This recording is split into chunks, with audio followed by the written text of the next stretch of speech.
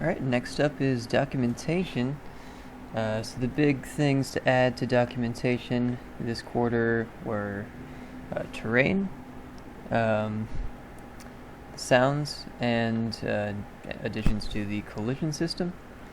So I added those to the API section. This is more just kind of the code examples live more in the tutorials than here. This just kind of explains what you can do and what it does.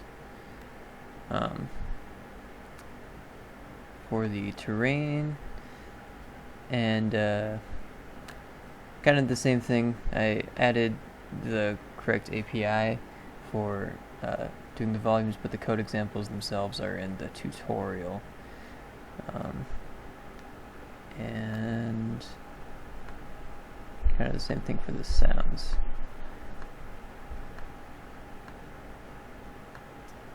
So, tutorial.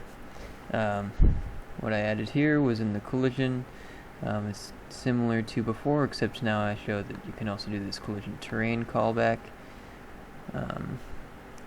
And all of the callbacks that you can define,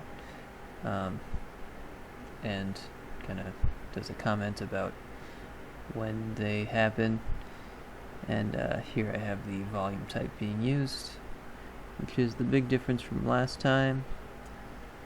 And so yeah, this, I mean, just so you know, this is my tutorial section. A lot of it is from last quarter,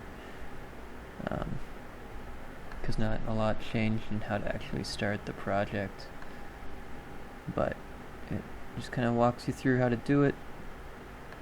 Registering for properties,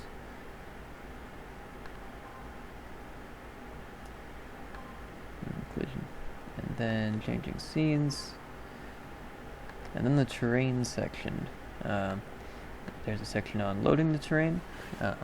Tells you what the different parameters are for that.